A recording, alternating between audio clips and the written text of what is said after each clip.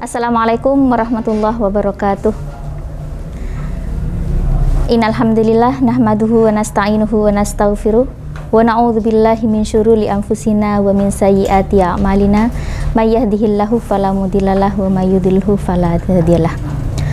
Asyhadu an la ilaha illallah wa asyhadu anna Muhammadan abduhu wa rasuluh la nabiyya ba'dah.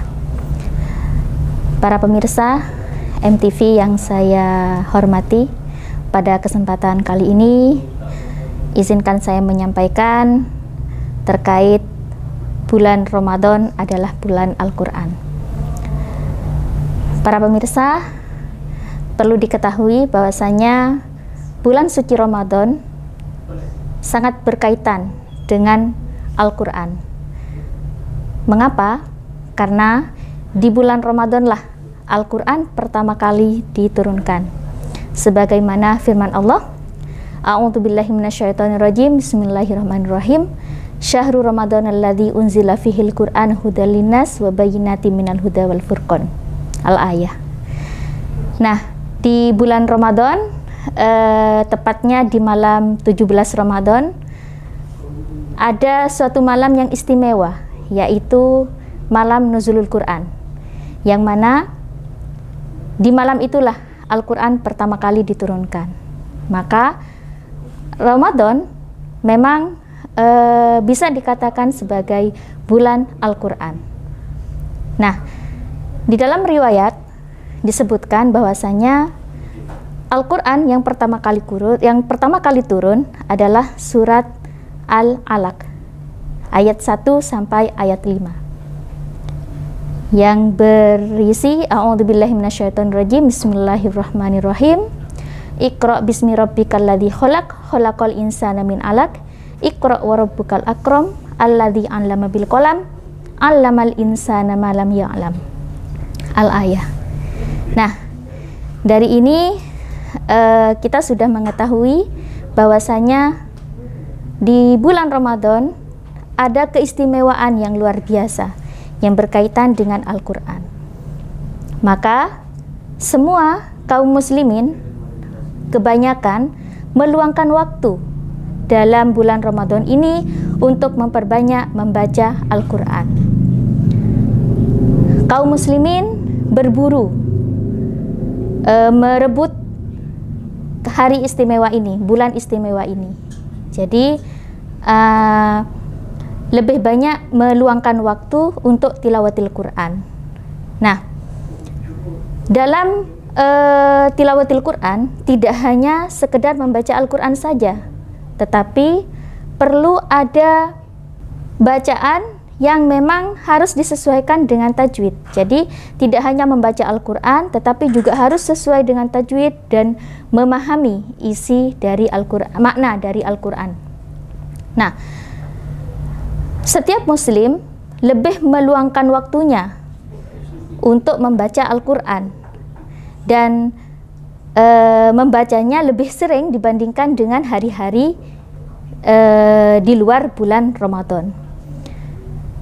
Dibuktikan dengan adanya tadarus yang dilaksanakan di musola ataupun di masjid, yang setiap selesai sholat 5 waktu ada tadarus. Ini merupakan suatu keistimewaan tersendiri.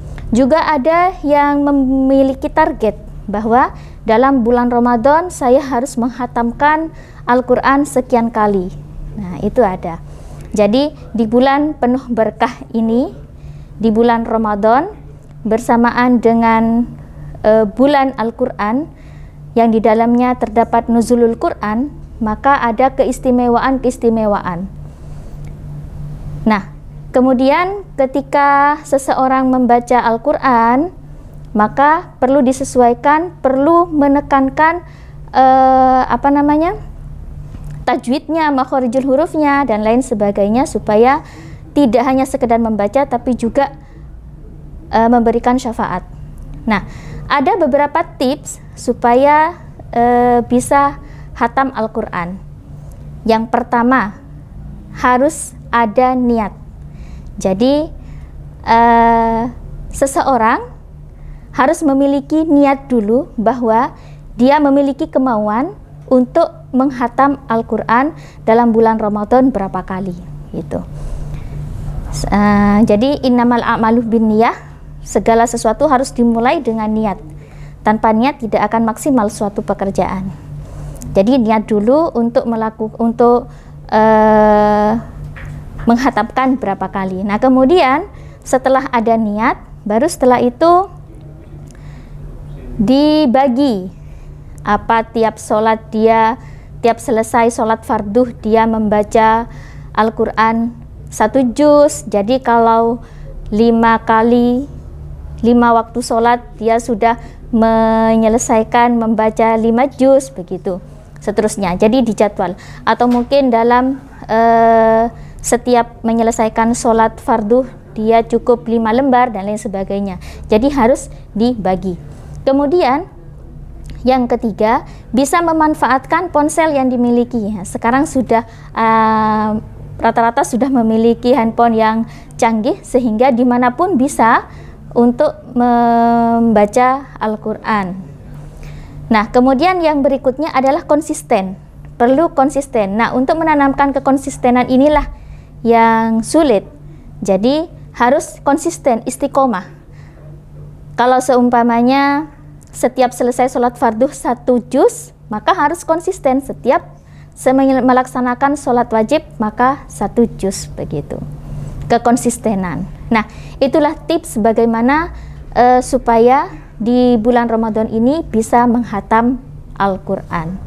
Dan menghatamnya berapa kali? Tergantung dari niatnya. Mau menghatamkan berapa kali? 1 bulan menghatamkan 2 kali bisa, 3 kali bisa, 4 kali bisa. Yang penting ada niat.